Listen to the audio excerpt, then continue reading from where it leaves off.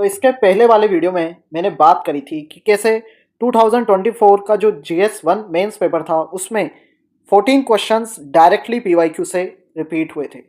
And now in this video, अगर आपने वो वीडियो अभी तक नहीं देखा है तो उसको आप देख लेना। And in this video I will be discussing कि कैसे 2024 का जो GS2 का मेंस पेपर था, जिसे काफ़ी ज़्यादा डायनामिक पेपर बताया जाता है, न्यूज़पेपर बेस्ड पेपर बताया जाता है, उसमें भी 14 क्वेश्चंस आपके डायरेक्टली PYQ से ही रिपीट हुए थे।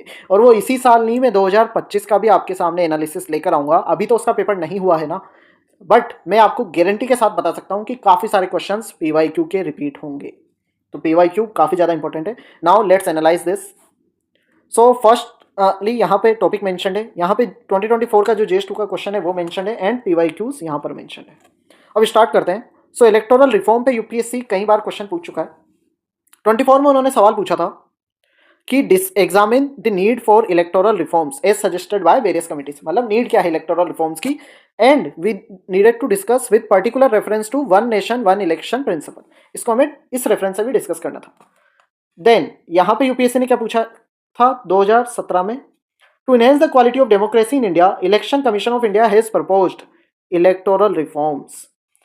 ये रिफॉर्म्स क्या हैं एंड उन कितने सिग्निफिकेंट है, यहाँ पे क्या पूछा है, नीड। तो इलेक्टोरल रिफॉर्म्स की सिग्निफिकेंस नीड सेम ही है, ठीक है। ये पॉइंट्स यहाँ पर भी यूज हो सकते थे। इसके बाद में साइमल्टेनियस इलेक्शन, ये जो क्वेश्चन है वन नेशन वन इलेक्शन वाला, ये पहले भी यूपीएससी पूछ चुका है 2017 में। Simultaneous election will limit amount of money and time but it will also reduce the government's accountability. तो यहाँ पे basically pros and cons discuss करने थे एंड वे फॉरवर्ड बताना था। इसके बाद में दूसरा सवाल आया पार्लियामेंट्री सिस्टम पे। तो बेसिकली यूपीएससी क्या करता है, पार्लियामेंट का क्या रोल है एग्जीक्यूटिव के रिगार्डिंग, इससे कनेक्ट करके सवाल पूछता है। The growth of cabinet system has practically resulted in the marginalisation of parliamentary supremacy.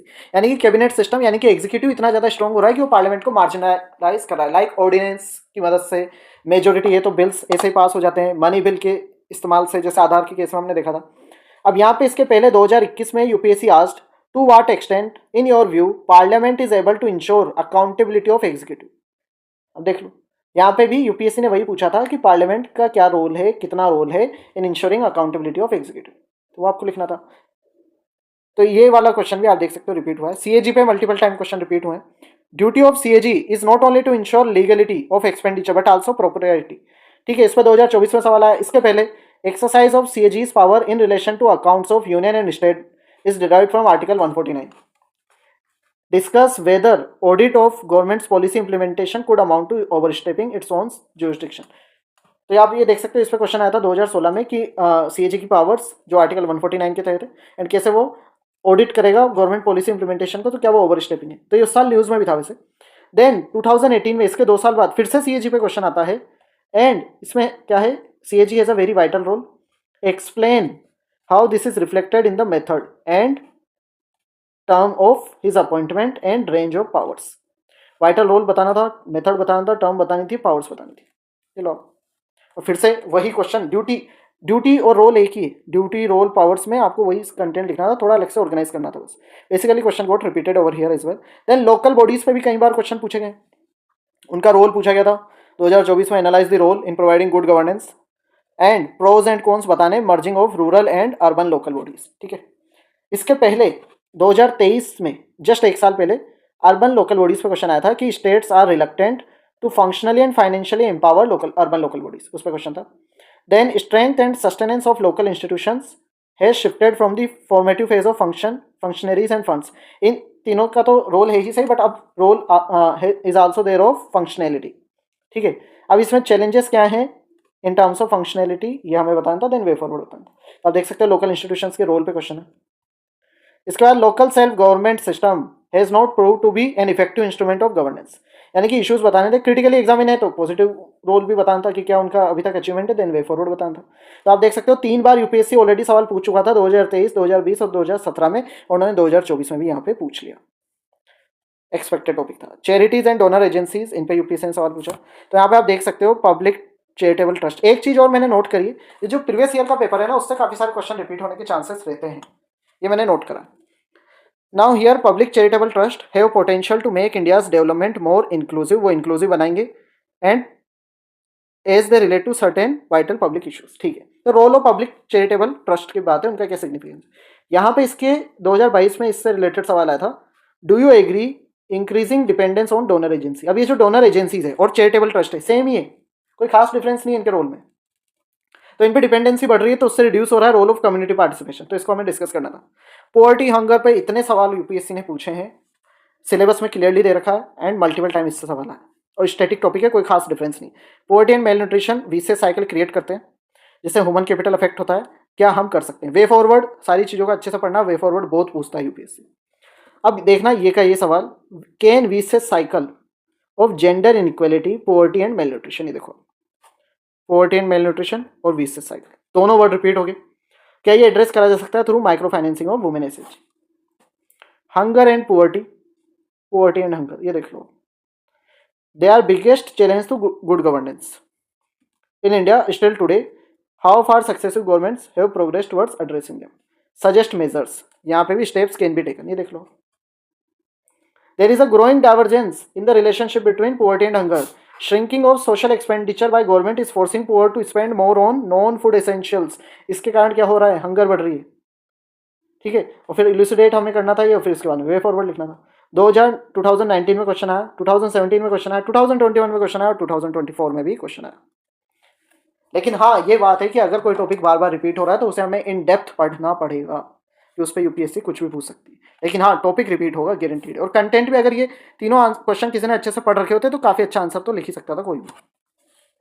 इसके बाद में 7th क्वेश्चन जो रिपीट हुआ वो था, doctrine of democratic governance makes it necessary कि जो पब्लिक परसेप्शन है of the integrity and commitment of civil servants becomes absolutely positive, यानी कि पब्लिक परसेप्शन एब्सोल्युटली पॉजिटिव होना चाहिए इंटीग्रिटी और कमिटमेंट का के लिए जो सिविल सर्विस सर्वेंट्स के रिगार्डिंग है ना, एब्सोल्युटली। अब यहाँ पे हमें लिखना था क्यों, क्या इसके सिग्निफिकेंस है, डिस्कस लिखा है तो क्या चैलेंजेस है, कैसे पब्लिक परसेप्शन नेगेटिव बनता जाता है कहीं बार, एंड देन वे फॉरवर्ड। अब यहाँ पे ऑलरेडी यूपीएससी ने सिविल सर्विसेज पे क्वेश्चन पूछा था, initially civil services were designed to achieve the goal of neutrality and effectiveness, ठीक है, तो हमें लिखना था इसका सिग्निफिकेंस क्या है। देन अभी ये लेक हो रहा है प्रेजेंट सिनेरियो में, do you in your view drastic reforms are required, whether they are required, yes definitely required, ठीक है। तो रिफॉर्म्स हमें बताने थे, ये रिफॉर्म्स जो आप पढ़ते हैं वही आपको यहाँ पे वे फॉरवर्ड में लिखना था। Institutional quality is crucial driver of economic performance, तो इसका रिलेशन बताना था। देन रिफॉर्म्स बताओ, यहाँ पर भी यूपीएससी ने यही पूछा, suggest reforms in civil services, तो आप देख सकते हो ये रिफॉर्म्स आपको डेफिनेटली अच्छे से पढ़ने हैं और ओवरऑल सिविल सर्विसेज पे क्वेश्चन आता है।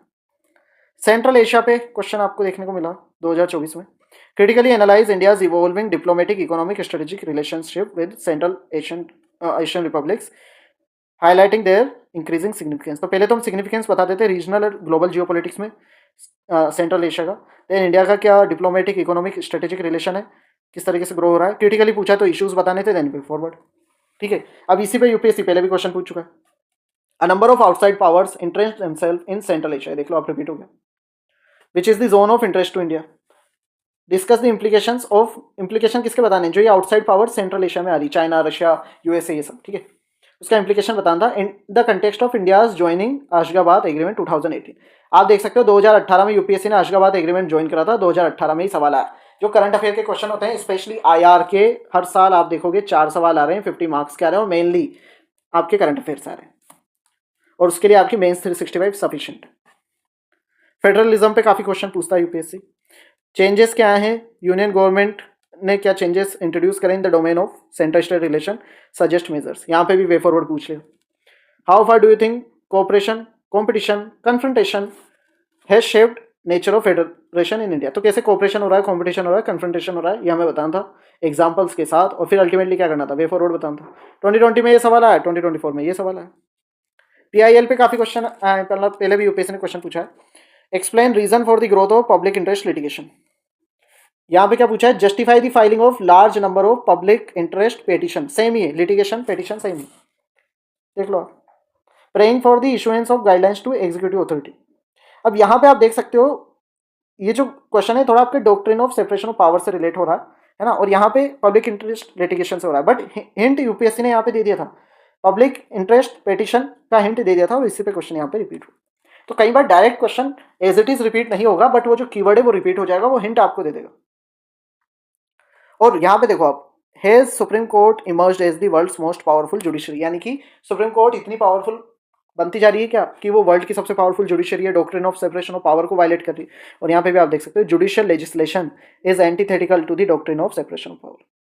भाई यहाँ पे वर्ल्ड्स मोस्ट पावरफुल जुडिशरी कैसे बनेगी सुप्रीम कोर्ट, जब वो doctrine of separation of power को वायलेट करेगा।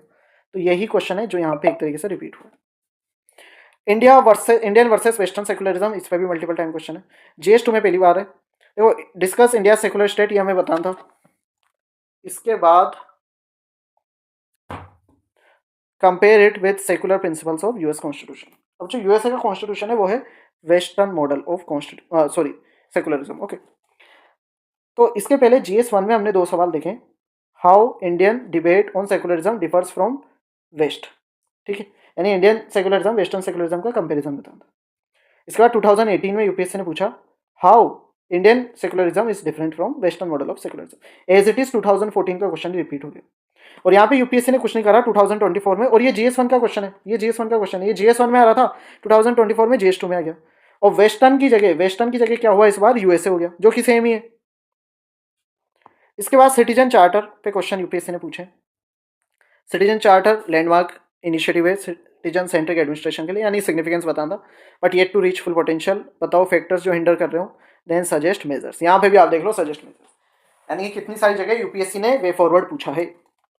तो सिग्निफिकेंस, चैलेंज और वे फॉरवर्ड बताना था। यहाँ पे 2 citizen charter have been formulated but there is no corresponding improvement, यानी कि लिमिटेशन बतानी है हमें यहाँ पे, और फिर इसके बाद में वे फॉरवर्ड हमें बताना ही है। Citizen charter is ideal instrument, यहाँ पे सिग्निफिकेंस बताना है, but it has its own limitation बतानी है, सजेस्ट मेजर। अगर आप ध्यान से देखोगे जो 2018 का क्वेश्चन है और जो 2024 का क्वेश्चन है एज इट इज सेम ही है, बस लैंग्वेज चेंज हुई है। इसके बाद 2013 क्वेश्चन जो था वो था पब्लिक हेल्थ सिस्टम पे, ये भी, और इसको स्टेट का क्या रोल है इससे रिलेट करके यूपीएससी सवाल पूछता है। तो crucial domain of public health care, Indian state should play a vital role, suggest some measures, ये देख लो फिर से मेजर्स पूछ रही है ना, ठीक है, to enhance public health care at grass root level, है ना। अब यहाँ पे पब्लिक हेल्थ सिस्टम पे यूपीएससी ने क्वेश्चन पूछा था 2015 में, GS2 में आया था। इसकी क्या लिमिटेशंस हैं इन यूनिवर्सल हेल्थ कवरेज में, एंड कैसे प्राइवेट सेक्टर रोल निभा सकता है क्या, है ना, और अदर वायबल अल्टरनेटिव क्या क्या है, ठीक है। यहाँ पे भी हमें वे फॉरवर्ड देना था, पब्लिक हेल्थ केयर सिस्टम की लिमिटेशन ये सब हमें बताइए। कम्युनिटी लेवल हेल्थ केयर और ग्रास रूट लेवल पे पब्लिक हेल्थ केयर सेम ही है, ठीक है, ये प्री रिक्विजिट है फॉर हेल्थ फॉर ऑल के लिए, है ना। Then besides being a moral imperative of welfare state, primary health structure is necessary precondition for sustainable development. तो यहाँ पे भी वेलफेयर स्टेट का मोरल इंपेरेटिव कैसे है एंड सस्टेनेबल डेवलपमेंट के लिए कैसे इंपॉर्टेंट है प्राइमरी हेल्थ स्ट्रक्चर। तो ओवरऑल हेल्थ केयर पे यूपीएससी क्वेश्चन पूछता है, पब्लिक हेल्थ केयर पे उसे ग्रास रूट से कनेक्ट कर देगा, स्टेट का क्या रोल है उससे कनेक्ट कर देगा, वे फॉरवर्ड, लिमिटेशन, ये सारी चीजें आपको पढ़नी है। तो कंप्रिहेंसिवली पब्लिक हेल्थ सिस्टम आपको पढ़ना है। ई गवर्नेंस पे आप देखोगे क्वेश्चन रिपीट होता है, कई बार क्वेश्चन आया, ई governance is not just about the routine application of digital technology, ये लैंग्वेज पढ़ना। इसके पहले 2018 में यूपीएससी ने क्वेश्चन पूछा था, e governance is not only about utilisation of the power of new technology.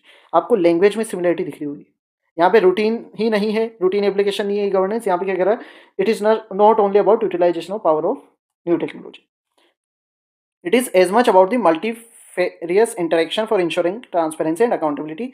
इस कंटेक्स्ट में हमें इवेल्युएट करना था role of interactive service model, ठीक है। और यहाँ पे e-governance is not only about utilization of the power of new technology, it is also about the critical importance of use value of information। अगर किसी ने क्वेश्चन अच्छे से स्ट्रक्चर देख लिया होता है, इसकी डिमांड देख ली होती, कैसे अप्रोच करना है, तो वो डेफिनेटली इस वाले क्वेश्चन को भी काफ़ी अच्छे से एड्रेस कर पाता जो 2024 में आया था।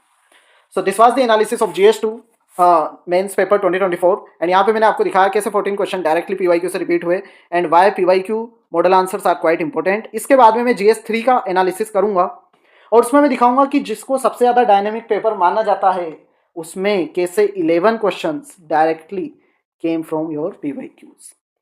सो इस चैनल, अगर आपको ये वीडियो पसंद आया हो इसे जरूर से लाइक करो, it will give me a lot of motivation to create more such content. Share with your friends and subscribe to this channel for more such content.